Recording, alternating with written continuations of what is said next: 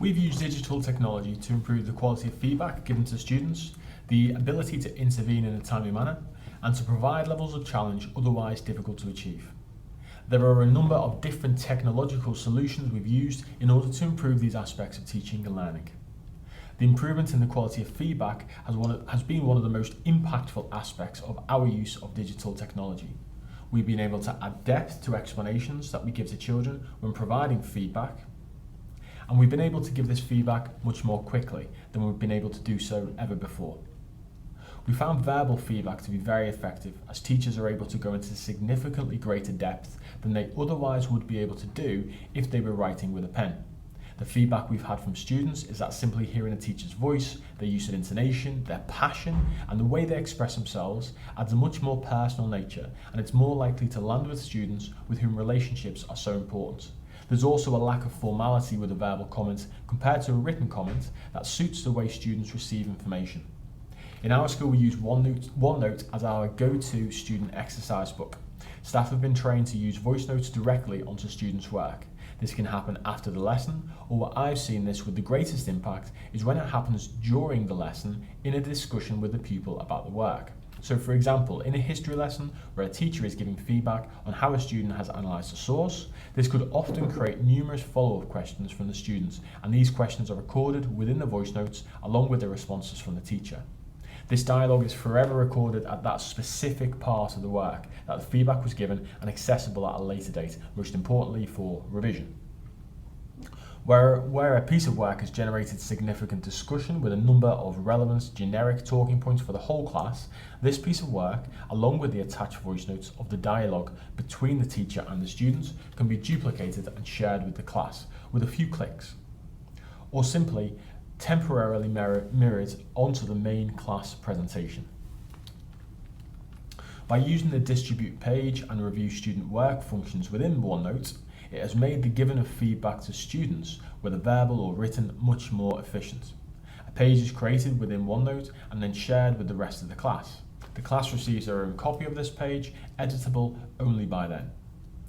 Within OneNote, once a page has been distributed and completed by students, staff select the piece of work to mark under the Review Student Work function. On the right-hand side of the screen, staff are then able to click between students and easily access their work.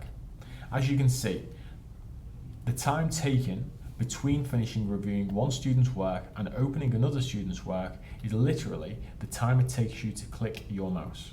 If we compare this for a moment to the inefficiency of closing one book, taking another from a pile, and finding the correct place in that book to start your marking, it is a marked difference. As a result of this saving of time, staff are spending more time on the feedback itself and less time on the administrative tasks that go along with marking books in a more traditional way. One of the major benefits of the use of OneNote in Teams is the speed at which feedback is received by students. To give an example of a traditional setting, if a student has history once a week, then the minimum time that can elapse before a student receives feedback on a piece of work completed in class is 1 full week. A week in which that student will probably have at least 25 to 30 other lessons, and this really is the best case scenario. Whereas the use of technology allows us to get that feedback to the students as soon as the teacher has given it. The teacher marks the work and presses publish, which sends a notification to the students that this work has been reviewed. Often this can be within the school day or later that afternoon. Black and Williams highlighted the importance of speed that feedback is given, but we haven't up until this point had the technological means to make this a possibility. Timely intervention is also a major benefit when using digital platforms.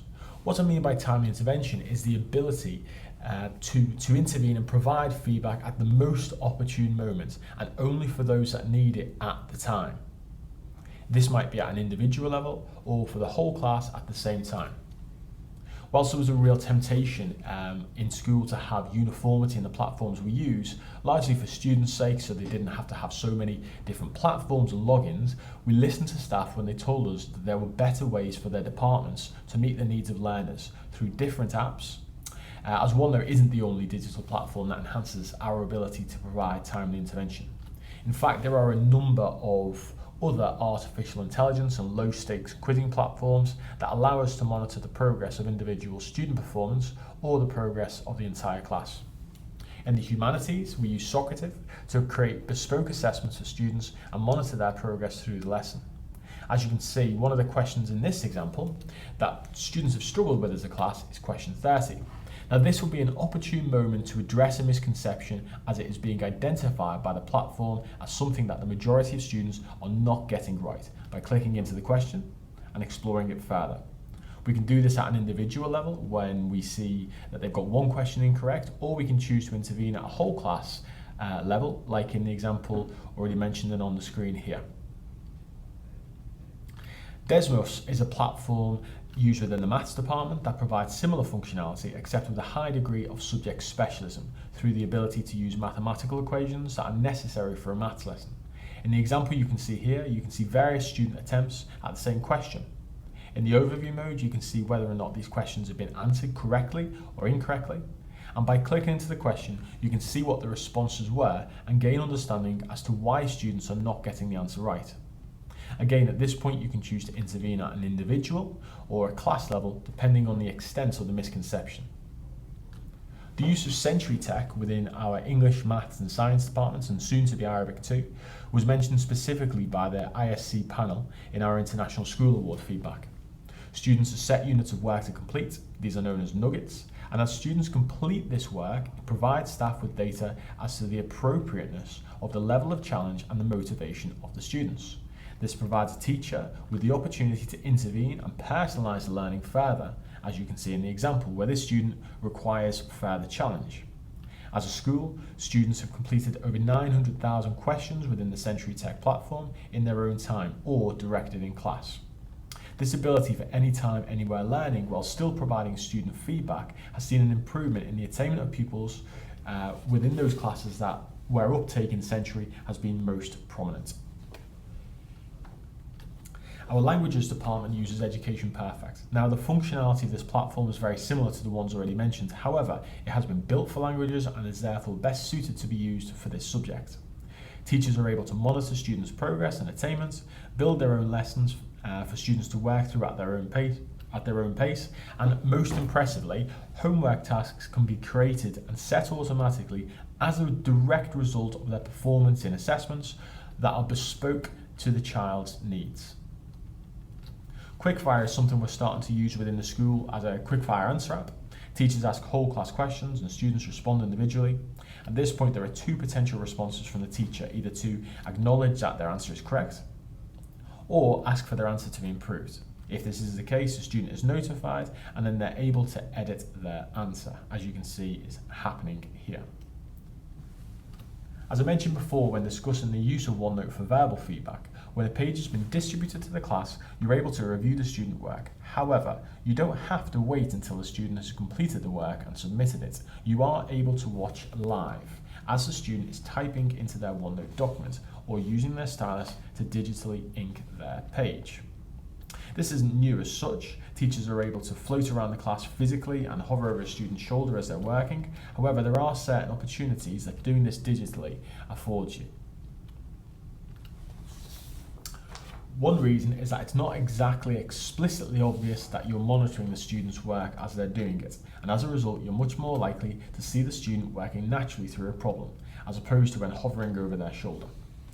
If you're giving feedback to a student and want to see how they're approaching the next steps, you can discreetly monitor them from the front or back of the class using your tablet. For more formalised assessments, we use Teams assignments. Staff have had training on how to embed OneNote pages into students' assessments within the assignments function.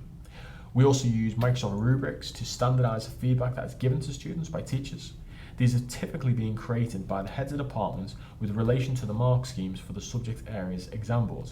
These can be shared across teaching staff, saving a significant amount of time, whilst ensuring that information given to students is directly related to the mark scheme and consistent across teachers within a department. The level of challenge capable within a lesson that uses technology to its full potential is arguably greater than what is capable without it. Now, I'm not simply talking about external applications available to us such as ChemSketch or Avogadro, which allow students to compose chemical molecules which they're then able to interact with, though these are undoubtedly very helpful when it comes to providing challenge within lessons.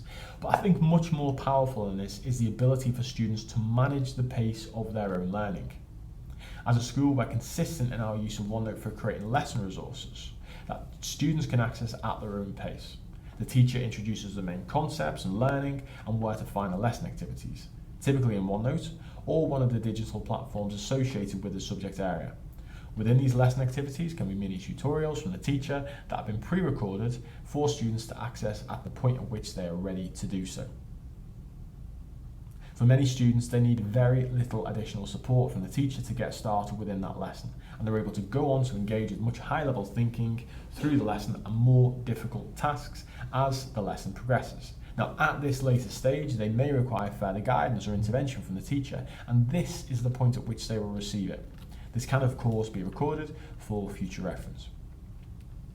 In overview, a blend of the approaches already mentioned today are highly effective. For example, a lesson at DAS would see the ability for students to make rapid progress at their own pace, with the teacher able to monitor remotely and provide timely intervention only where it is appropriate. And these verbal interactions and interventions will be recorded and accessible for students at a later date. Students would then be able to access links to external platforms to put to test the knowledge that they've learned through making best use of artificial intelligence platforms to provide bespoke feedback and next steps for students.